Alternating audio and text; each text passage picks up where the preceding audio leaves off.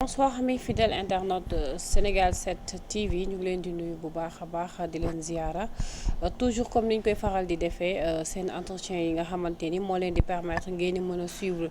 l'évolution de l'actualité ak bien évidemment invité bi nga xamante ni moom lañ ciy àndal. ñu fas yéene waxtaan ci li nga xam ne moom mooy ossature politique bi fu mu toll ku ne xam ne nag jàll nañ ci li nga xam ne moom mooy étape parrainage bi bëri woon na coow ci li nga xam ne moom moo jëm ci wàllu candidat yi. donc loolu dinañ ci ñëw bu baax a baax waaye aussi ñi nga xamante ni depuis le début ñu ngi contesté li nga xam ne moom mooy fichier électoral bi ñu bëri jàpp nañ ne sax nekkul fichier boo xamante ni nii c'est accessible ba ñu mën a xàmmee ñi nga xam ne ñoom ñooy électeurs yi bindu ji woon ci dernière liste yi nga xam ne jotoon nañu ko ubbi suñu jógee aussi ci point boobu gis nañ ne ñu bëri ñu ngi jàpp ne candidats yi nga xamante ni ñoom ñoo nekk ci pouvoir bi lu ci ëpp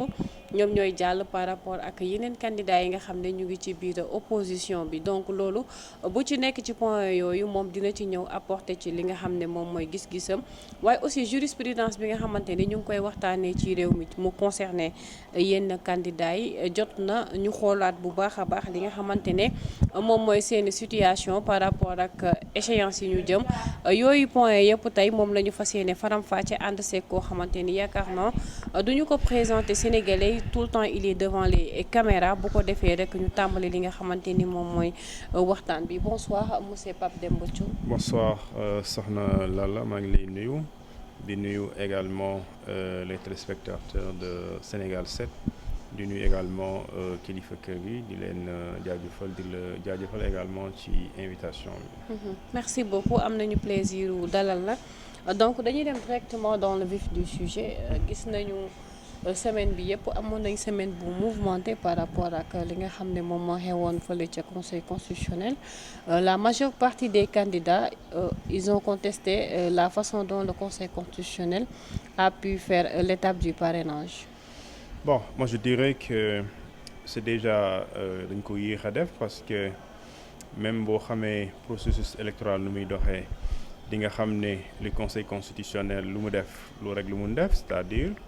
éliminer et valider, invalider et laisser passer loolu kese lu mun def donc maintenant dans sa manière de procéder ak li nga xamante ni moo am ci li ñu tuddee le rejet de certains candidats ak seen invalidation mun nañu wax ne est-ce que la fiabilité du fichier nekk na un sujet boo xamante ni quand même mun nañ ko éviter le débat. Alors mais ñooñu nga xamante ni tey ñoom ñooy def contestation boobu pour ne pas dire les candidats malheureux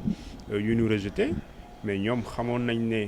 le fichier électoral dafay am problème te dafa am problème xamoon nañ ne également la loi sur le parrainage elle n'est pas effective il y a un problème et que ces problèmes-là n'ont pas été résolus. Donc quand je dis problème sur le parrainage c'est-à-dire def nañu li ñu tuddee révision du fichier électoral en septembre ñu clôturer ko on nous dit nous sommes 8 millions d'électeurs après ces 8 millions d'électeurs alors tey ñu ne le fichier n'est pas mis à jour et là c'est un véritable problème parce que bu dee le fichier n'est pas mis à jour et que même ñi nga xamante ne ñoo ci war a tontuwuñ ci tontu bu leer léegi question bi ngay poser mooy le conseil constitutionnel sur quel fichier avec quel fichier également lay def lu ñu tuddee la sélection ou bien la validation ou l'invalidation des candidats et je pense qu'aujourd'hui tout le débat dafay dem ci li nga xamante ni moom mooy la fiabilité du fichier mais aussi li nga xamante ni tey moom mooy les cas de candidats qui ont été rejetés. Tantôt, on vous dit nous étions au moins plus de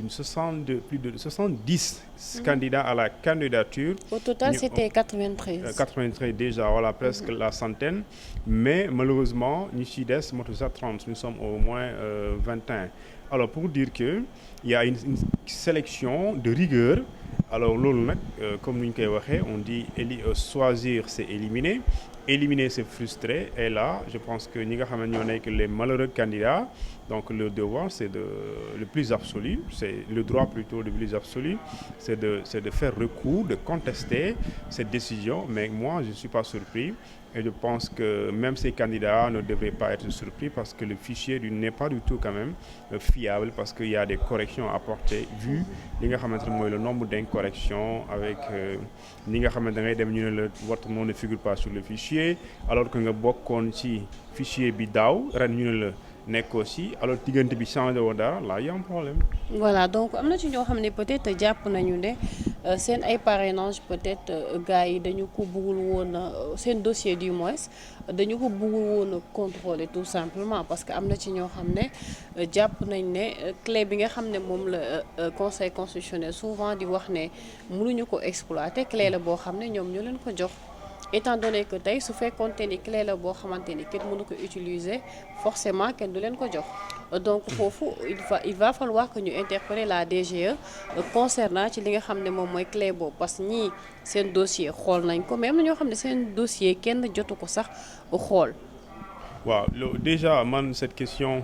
dafa am solo parce que déjà loolu boo ko waxee on accuse directement la direction générale des élections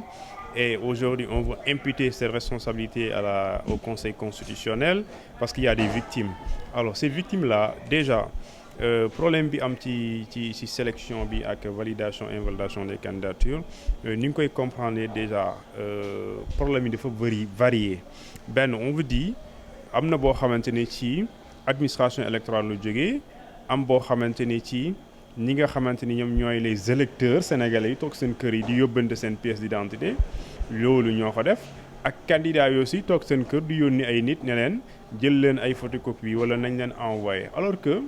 képp koo xam ne dañ la envoyé pièce d'identité pièce carte d'électeur nga jël ko ci ñu photocopier ko la ñu envoyé par xaw ma ban réseau social mais parrainage boobu boo ko defee son faux parrainage parce que le parrainage kii signé parrainage ki lay jox ki lay parrainel moom moo war a signer on ne signe pas à la place du parrain c'est-à-dire que quand maintenant tu signes à la place du parrain yaa ngi recenser du faux parrainage et ni ngay recenser des faux parrainage noonu la beneen candidat également di recenser faux parrainage parce que déjà di nga gis mi di nga retrouver wu finalement nga gis un électeur qui parraine plusieurs candidats donc quand un électeur parraine plusieurs candidats cet électeur est en train de violer la loi portant création du parrainage parce que la loi daf ne Sénégalais bu nekk benn candidat nga am droit parrainer mais di nga gis ñoo xamante ni ku ñëw ñu jox la ñenn ñi sax ils ont fait du parrainage en business ils ont fait un fonds de commerce maintenant le fichier surtout la fiabilité de la clé dégg naa bon ba léegi j'ai pas entendu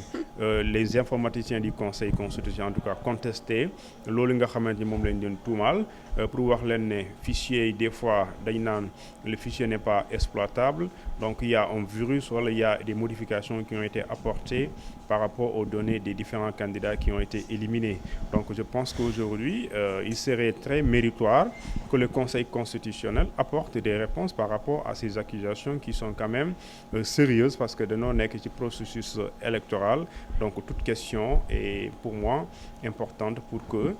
sénégalais yi ak sénégalaises yi surtout ñi nga xam ne ñoo bëgg dem élection présidentielle doon ay candidats ñenn ñi éliminer mais ñu xam sur quelle base exactement ils ont été éliminés parce que c'est quand même un peu têtu de ne pas de comprendre et bien de vouloir même comprendre le cas Bougane qui a fait presque le tour du monde mu dem ñu ne ko non sëñ bi yow li nga doon wëri yëpp pendant les 2 ans mais mënuloo am li nga xamante moom mooy parrainage yu baax mais parce qu'il y a un problème sérieux am na ñoo xamante ne am nañu parrainage booy xool en termes de mobilisation politique en termes également de présence politique sur le terrain mais Bougane boobu ñu éliminé du seen morom mais donc di nga gis exactement koo xamante ni dañ ko éliminé mais parce que sénégalais yi ñoom ñoo ko porté préjudice pourquoi parce que di nga gis sénégalais boo xam ne dafay parrainer Bougane parrainer Pape Djibril Fall maintenant si c'est Pape Djibril Fall qui passe avant Bougane perd d'accord donc dañuy taxaw tuuti parce que cité nga benn cas. mais amaat na beneen cas boo xamante ni ñu bëri jàpp nañ ne punition la d'ailleurs elle l'a même avoué muy madame Aminata Touré taxaw na mu ne le conseil constitutionnel vient de me donner ma récompense concernant la contestation du troisième mandat du président de la République. Bon, moi je pense que Mimi Touré est dans la politique, donc sa réaction est politique. Donc et il va politiser, elle va plutôt dafay politiser son élimination. Mais posons le débat sur le parrainage. Mimi Touré en 2022 mu ngi woon ci pouvoir bi. Donc la loi sur le parrainage moom elle l'a défendue parce elle était plutôt ci gouvernement bi. Alors mu défendre ko et je me rappelle bien ci élection législative yi mujj ak présidentielle bi sax da doon dem ba wax ne opposition bi danoo nekk ci dilatoire ñoom ñoo parewul mais ñun pare nañ fichier bi amul dara nekku ci c'est un fichier fiable et le conseil constitutionnel ñi fa nekk c'est des hommes sages. Donc tey il parle pas d'hommes sages, il parle pas de 7 sages, il parle de membres du conseil constitutionnel. Donc diggante boobu dara changé au fil. La seule chose qui a changé c'est qu'elle a quitté le pouvoir, elle a quitté Macky Sall. Alors elle a dit non au troisième mandat. Pour moi c'est une injustice bu ñu génne ko Assemblée nationale, bien que c'est une injustice. Maintenant je dis bien cette bataille politique et ce combat politique contre Macky Sall ñu waru ko woon pousser ba pare jàpp ne elle a été justement éliminée. Bon moom kese nekkul ku ñu éliminé, il y a au moins plus d'une 50aine de candidats à la candidature ñu éliminé. Donc je pense que ça répond plutôt ou bien sa sortie par rapport à ça. Je considère que ce n'est que des propos d'une femme politique qui a été victime, selon elle, moi je n'ai même pas appelé ça acharnement, parce que le conseil constitutionnel aussi vouloir dire que conseil bi daf la éliminer rek donc c'est des politiciens, mais c'est trop accuser les membres. D'accord donc ba dernier exemple bi ñuy jël gis nañu ne Ousmane Sonko bokkoon na ci ñi nga xam ne déposé woon nañu seen dossier. Donc gis nañu maître Ciré Clédor Ly propos yi nga xam ne apporté na ko par rapport ak dossier wam ñu gis ne moom en tant que mandataire jotuñu sax ubbi dossier bi ci kanamam. Donc cela veut dire que li mu bëgg a wax mooy c'est à son insu ci la ñu ubbi li nga xam ne moom mooy dossier bi. Donc bi ñu ko tijjee demandé na leen lan moo tax contrôlé wuñ ko ñu ne ko sa dossier dafa incomplet. Demandé na leen à ce que dossier bi lu ci incomplet ñu ne dinañ ko notifier. Donc tey bu fekkente ne aussi dañu bëgg a dem ci élection yu transparent tey situation yooyu xew est-ce que kooku aussi bokkam dinañ ko mën a ñàkk bokkam dinañ ko mën a justifier sur des justifications fondées. Xam nga pour xool Clédor a raison ou le conseil a raison da ngay convoquer la loi lan la ci wax. La loi elle dit tout dossier incomplet fait l'objet d'office d'une exclusion. Donc loolu muy tekki mooy koo mën a doon candidat boo mën a doon nga doon jigéen wala góor nga bokk ci nguur gi wala nga bokk ci opposition benn pièce bu manqué ci sa dossier dañu koy ranger ne la teg ko ne loolu loi bi wax. Alors maintenant nag nit yi mu am nañ droit ñu commentaire am nañ droit ñu jàllale information bu ñu bëgg a jàllale léegi dañ ne Ousmane Sonko son dossier a été rejeté parce que tout simplement il y a une pièce manquante qui s'appelle l'attestation définitive bu war a jógee ci caisse de dépôt et de consignation. Cette pièce-là est une pièce exigeante également boo xamante ni tout candidat daf ko war a am faute de quoi dañ lay éliminer d'office. C'est pas un débat.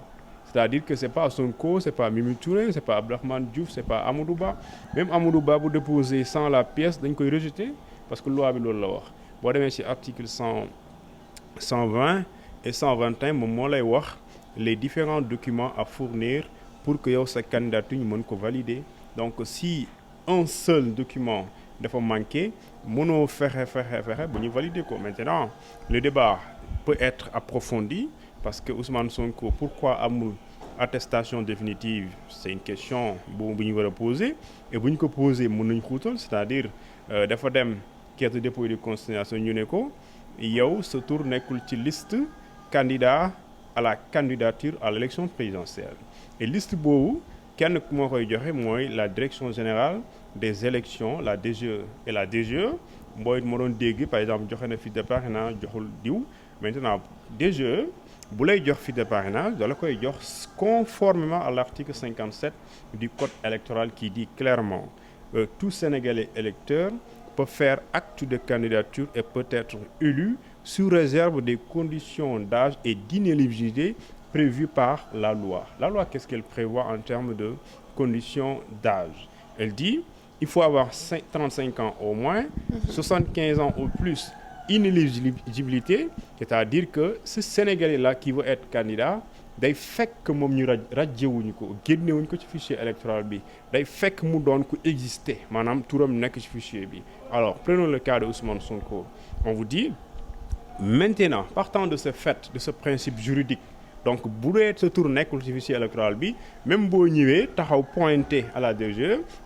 ne peut pas vous remettre une fiche de parrainage. Moo tax ce qui a un peu rattrapé la DGE, c'est l'histoire de Ben Diop. Ben Diop vous dit dem naa conseil constitutionnel ñu rejeté sama dossier parce que dañ ne sama tur nekku fa. Et donc le problème qui se pose, c'est que comment, sur quelle base juridique la DGE s'est fondée pour remettre une fiche de parrainage à Ben Diop, sachant que son nom ne figure pas sur le fichier. Alors, sur la liste sur le fichier électoral général. Et que la vérification dafay obligatoire pour la ngay joxe nit ki nga ne ko yow yaay numéro tel. Parce que pour nga joxe numéro, c'est pas parce que le candidat il est beau wala la candidate elle est belle, da ngay joxe numéro parce que les candidats son nom figure sur le fichier général. C'est comme ça que ça se passe. Et oui, aussi le candidat qui vient, il faut que ce candidat ait au moins 35 ans, au plus 75 ans. Amuloo ko DG warul la jox, am nga ko amoo problème ak yoon, DG obligatoirement da la koy jox bu fekkente ni sénégalais nga. D'accord, on va poser le débat sur l'administration parce que le problème qui se pose, c'est que li nit ñi di reprocher DGE, c'est pas Ousmane Sonko seulement. Il y a des candidats yoo xamante ni rejeté nañ seen dossier parce que tout simplement cette attestation kenn attribué wu leen ko te la faute c'est pas le candidat mais plutôt la direction. Parce que dem nañu présenté wu ak huissier ak lépp loo xamante ni moom la ñu war a yóbbu mais recevoir uñ leen soit nekkuñu fa soit dañoo génn soit dañoo pause wala liggéeyuñu. Et il y a pas de réponse aussi. Il y a pas de réponse aussi boo xam ne ñoom CDC joxe nañ ko plus loin sur le cas de la radiation tout à l'heure ñëw nga si. Parce que bëgg moomu échappé ma tey wàllu radiation boobu bi ñu njëkkee dem procès dañu ne jaarul ci yoon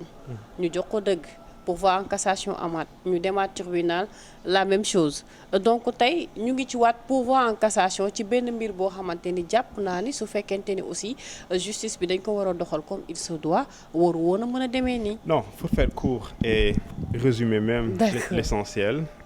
C'est que yow la débat bi ngay poser c'est le débat de l'état de droit d'abord,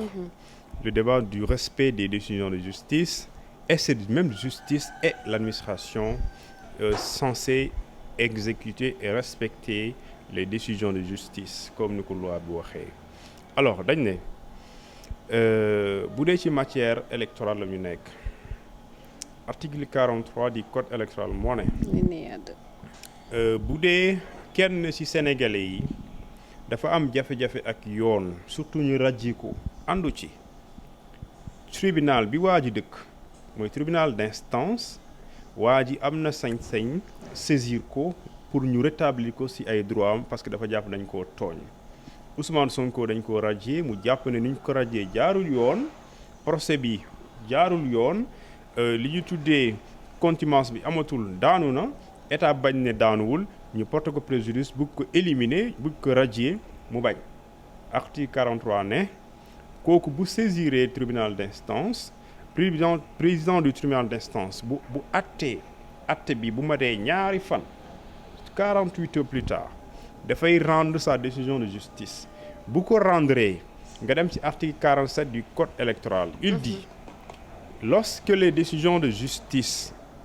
rendues et transmises à l'autorité compétente ou au service de gestion des fichiers électoraux, ces décisions sont immédiatement prises en compte. C'est-à-dire que dès l'instant que ñu disponible mooy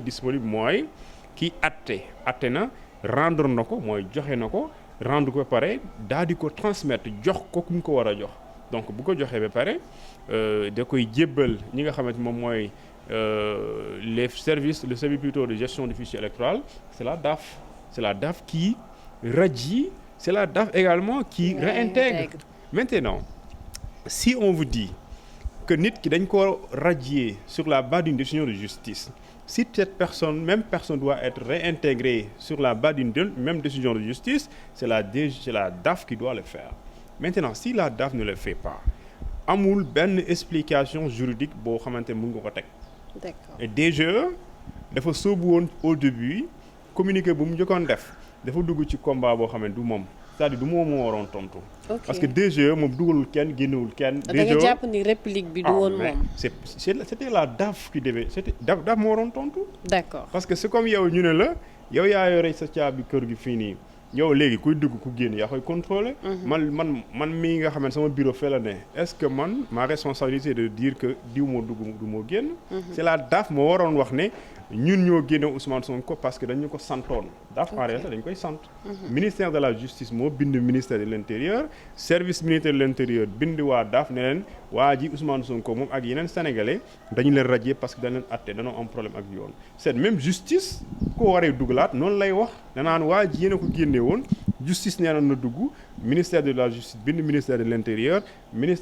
boo bind la DAF daal di ko dugal mu jël exactement fichier bi boo xamante ni mooy bi am tur Ousmane Sonko mu jébbal ko waa DGE su boobaa amul benn droit bañ a joxe benn fiche de parrainage. Maintenant soo demee foofu ñu ne la du ñu joxe parce que état au Sénégal dafa décider def pourvoi en cassation. Mais loolu amul ci droit ça n'existe pas. Loolu mooy dilatoire loolu mooy yëfi maa tey. Maintenant bu doon droit ngay wax nag droit kese ngay wax ça veut dire que amuloo lenn loo xamante luy tere décision de justice bi ñu appliquer ko parce que loi bi dafa clair elle dit les décisions sont immédiatement prises en compte. Il n'y a pas de commentaire. Là, le droit, lorsque la loi là, est claire, on ne l'interprète pas, on l'applique tout de suite et maintenant, on n'a pas besoin de trouver des mais qui vaillent, parce que ça ne tient pas. D'accord alors xam naa ni dañuy génn foofu ñu dem très rapidement ci ñaari derniers points yi ñu bëri ñu ngi waxu gagner élection dès le premier tour est-ce que Sénégal fi ñu tollu di gagner élection premier tour est-ce que possible na fi actuellement. Bon moi je pense que monde bi sax fu mu toll léegi gagner pour élection premier tour bokk na lu gën a jafe et surtout ñun sunu li ñu tuddee configuration politique. Il y avait une configuration, mais il y a une reconfiguration. La configuration, moi, avant Ousmane Sonko, nous savons du bok. Il y avait une configuration qui était là,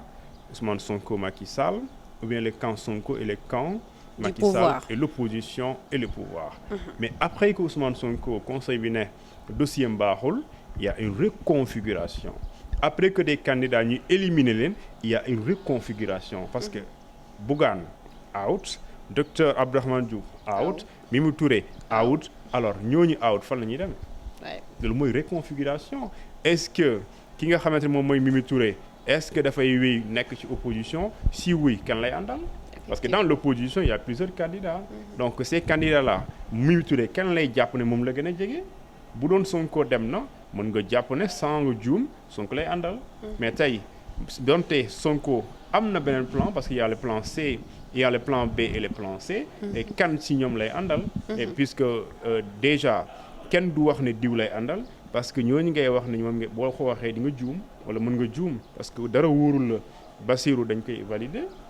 dara wóorul également docteur Cheikh Tidiane Dièye ndax dañ koy valider. dara wóorul également Déthié dañ koy valider. ainsi de suite pour le cas Habib Sy et beaucoup également ñi nga xamante ni ils sont au nombre de 20. Maintenant pour dire que cette reconfiguration aura lieu.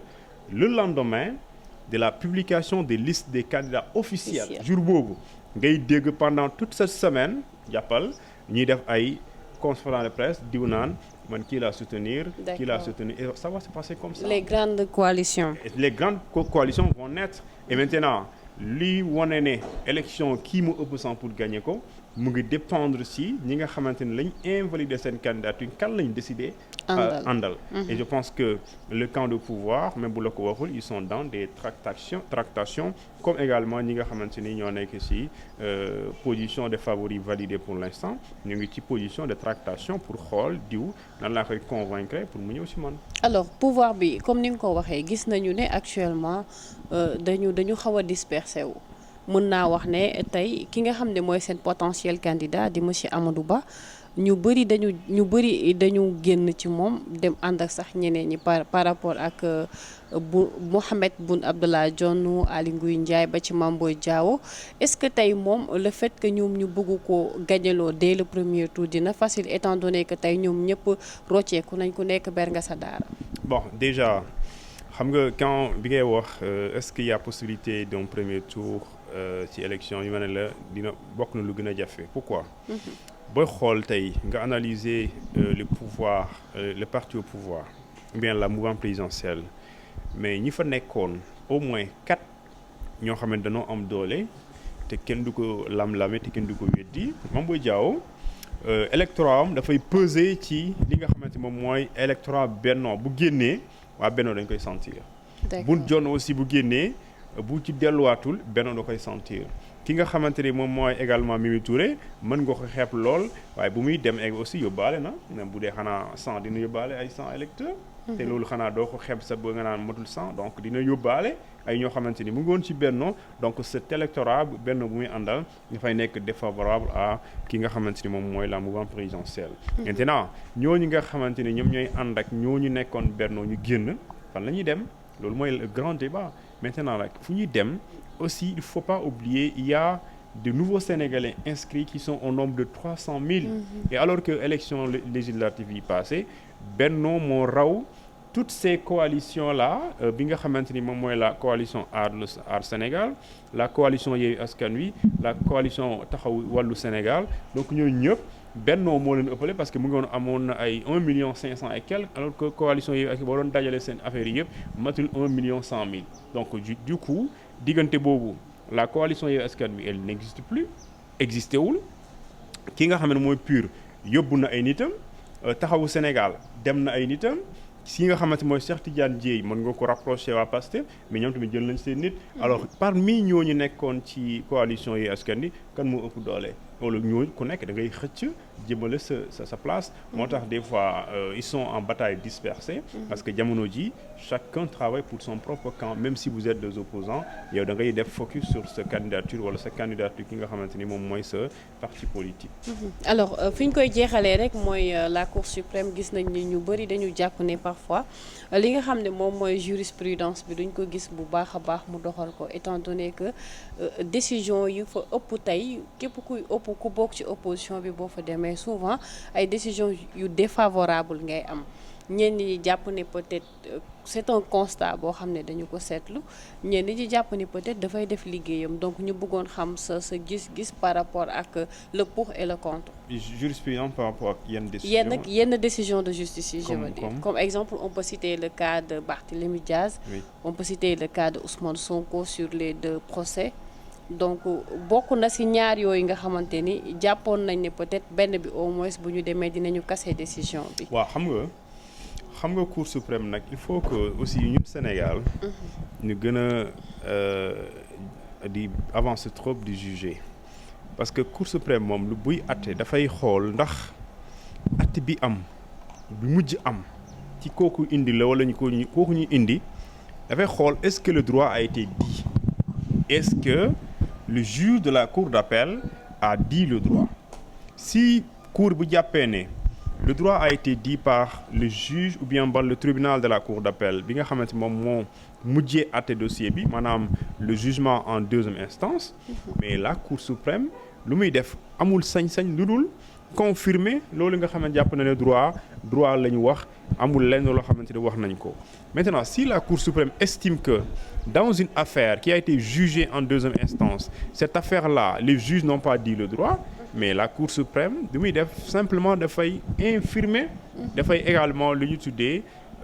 contester ces décisions de justice daal di joxe beneen décision bu bees boo xam ne dafay setal waa ji maintenant ci cas Barthélémy Diaz danoo wax benn dossier boo xamante ni bu am depuis 2011 depuis 2011 2023 traîné na au moins 12 ans. 12 ans.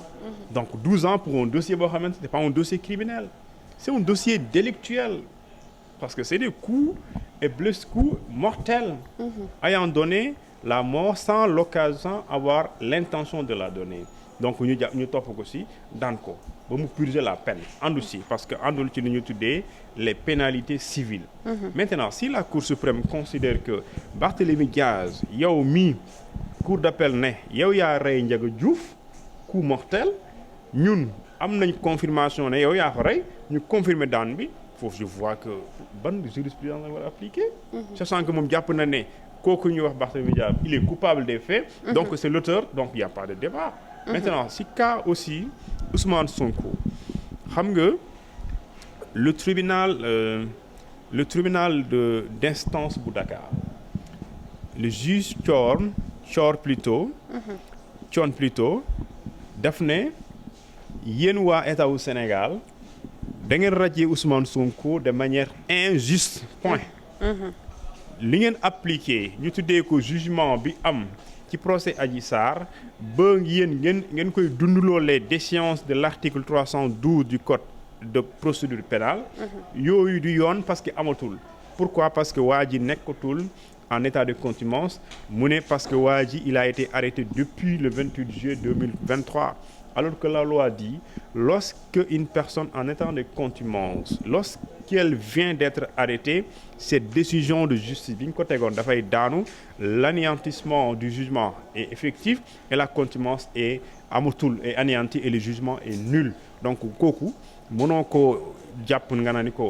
li ñu la daan dafay jur yeneen conséquences dafay impacter nu nekk. Parce que tout simplement la loi elle dit bu la jàppee lépp lu ñu la tegoon ci ay daan amatul dañuy organiser beneen procès Ousmane Sonko loolu bu ñu ko defoon kenn du wax ay radiation kenn du wax ne également duñ la jox fiche de parrainage. Mais en réalité loolu nga xamante ne moom moo am moo jur radiation moo jur le refus de remettre des fiches moo jur également le rejet l'invalidation de sa candidature moo jur également le plan B moo jur le plan C et plan même bu la neexee Z. Et je pense qu'aujourd'hui débat bi c'était autour de la contumace. Est-ce que réellement il y a une contumace? Moi je dis nous sommes dans le cadre d'une mauvaise contumace, d'une fausse contumace. Il n'y a pas de contumace en réalité. Parce que contumace ci tubaab mooy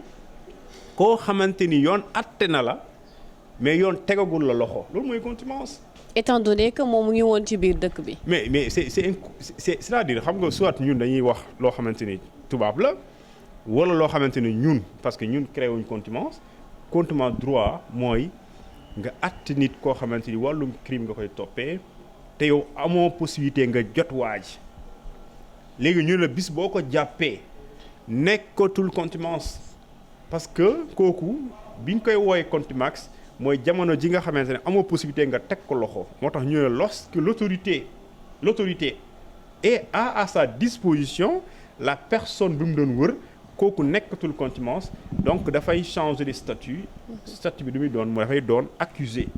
parce que dañ koy attewaat mais mënoo ko jàpp nga ne contumace la nga tuddee ko condamné c'est pas possible c'est contradictoire parce que boo jàppee nit ki ci wàllum contumace boo ko jàppee il redevient non un condamné mais un accusé donc da ngay recommencer un procès dans les mêmes dispositions avec la même cour parce que là c'est la cour chambre criminelle et je pense que aussi au Sénégal nous sommes le pays exceptionnel en droit bi nga xamante ni dañoo bëgg a expliquer la contumace d'une autre manière moo xamante ni amul benn rapport ci droit bi nga xamante moom moo am. En tout cas droit sew na maa ngi lay jaajëfal bu baax a baax Pape Demba je crois que wax ji leer na nañ ci internautes yi aussi dinañ am possibilité suivre ko bu baax a baax pour mën a comprendre aussi c'était bien ñu apporter yenn précisions yi par rapport ak point boobu ma bàyyi la nga tàggatoo ak internautes yi. merci soxna Lalla merci à vous de manière très comme ni ñu koy faral di waxee très forte merci également à tous les internautes et téléspectateurs de Sénégal 7 mbégte la ak bànneex jërëjëf. merci beaucoup quelqu'un très disponible ñu ngi lay jaajëfal bu baax a baax di leen wax ne mën ngeen woy di continuer rek di suivre li nga xam ne moom mooy Sénégal 7 comme ni ñu koy faral di defee yeneen i ndaanaan dinañ fi toog incha allah may jaajëfal Hamidou ak Babacar mi jàppoon sur la partie technique di leen jox rendez-vous à très bientôt jërë ngeen jëf.